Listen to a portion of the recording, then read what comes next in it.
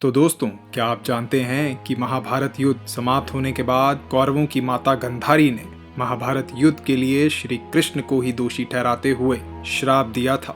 जिस प्रकार कौरवों के वंश का नाश हुआ है, ठीक उसी प्रकार यदुवंश का भी नाश हो जाएगा। क्यों दिया था गंधारी ने श्री कृष्ण को ये श्राप? ऐसे सभी प्रश्नों के उत्तर आज हम आपको इस लेख के माध्यम से देंगे। भगवान श्री कृष्ण के जीवन को देखा जाए तो पता चलता है कि वे केवल भगवान ही नहीं थे, बल्कि एक युग पुरुष भी थे, जिन्होंने काफी ऐसे कार्य भी किए जिसे हम आज की क्रांति से जोड़ सकते हैं। दुविधा में फंसे अर्जुन को श्री कृष्ण ने गीता ज्ञान देकर सही और गलत में अंतर करके न्याय युद्ध लड़ने के लिए प्रेरित किया था। लेकिन अपने पुत्र मोह में गंधारी ने इस न्याय युद्ध को अपने पुत्रों की मृत्यु का एक षड्यंत्र घोषित करते हुए श्री कृष्ण और उनके वंश के नाश होने का श्राप दे दिया था।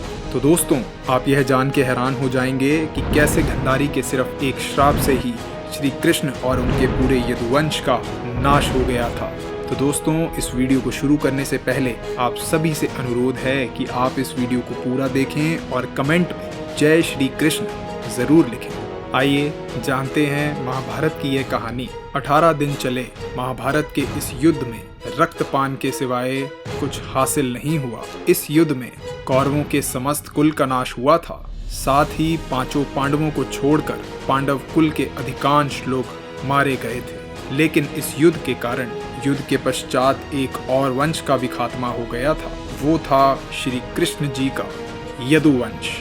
इस कहानी को हमने कुछ भागों में बांटा है। पहले भाग में आता है, पुत्रों का शव देख गंधारी को आया था क्रोध। महाभारत का विनाशकारी युद्ध जब समाप्त हुआ तो गंधारी के सभी 100 पुत्रों के शव महल के परिसर में लाए गए। जब महल के परिसर में 100 पुत्रों को एक पंक्ति में सफेद वस्त्र में लिपटा देखा तो गंधारी को भारी दुख हुआ था। वे विलाप करने लगी थी। इसी बीच वहां पर श्री कृष्ण आ गए। भगवान श्री कृष्ण गंधारी का बहुत आदर और सम्मान करते थे।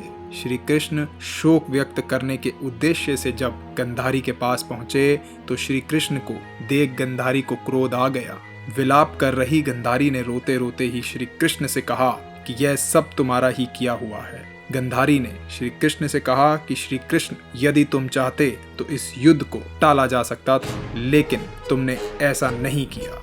गंधारी ने श्री कृष्ण से कहा, इस कृत्य के लिए तुम्हें मैं कभी माफ नहीं करूंगी।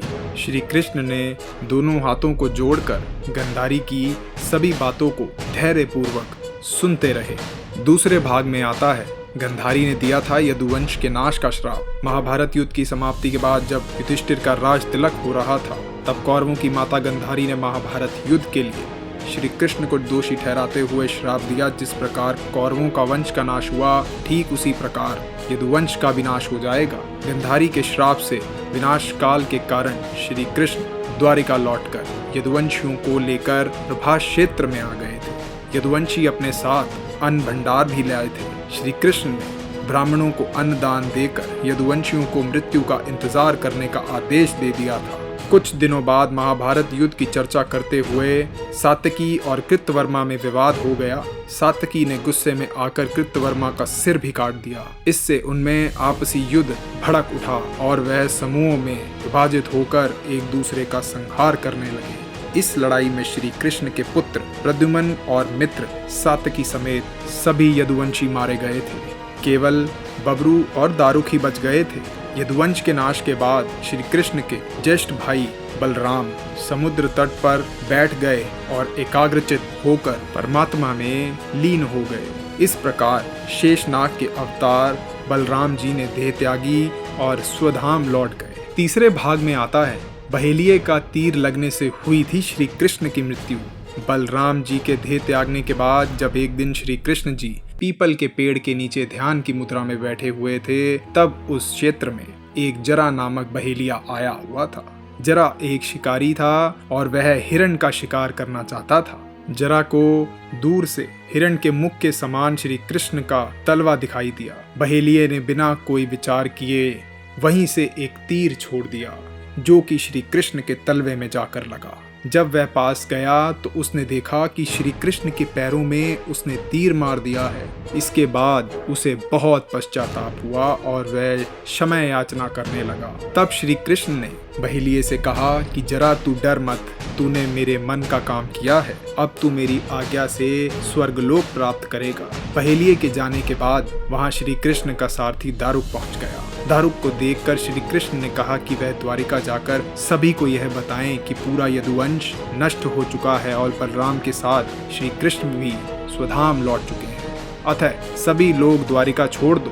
तो दोस्तों, उम्मीद करता हूँ कि आप सभी जान गए होंगे कि कैसे गंधारी के एक श्राप से ही श्री कृष्ण और उनका पूरा यदुवंश समाप्त हो गया था। तो दोस्तों, आशा करता हूँ आपको यह वीडियो पसंद आई होगी और आप इस वीडियो के लिए क्या सोचते हैं नीचे दिए गए कमेंट बॉक्स में कमेंट करके ज़रूर बताइएगा। जय श्री कृष्ण। Thank you. तो दोस्तों, आशा करता हूँ कि ये वीडियो आपको पसंद आया होगा, तो इसे ज़्यादा से ज़्यादा शेयर करिए। अगर आप नए हैं इस चैनल पे तो सब्सक्राइब एंड लाइक करना बिल्कुल भी मत भूलिएगा दोस्तों। तो दोस्तों, मैं ऐसे ही और वीडियोज़ आपके लिए लाता रहूँगा। आपका अपना दुनिया का खबरी। जय हिंद, वंदे मातरम।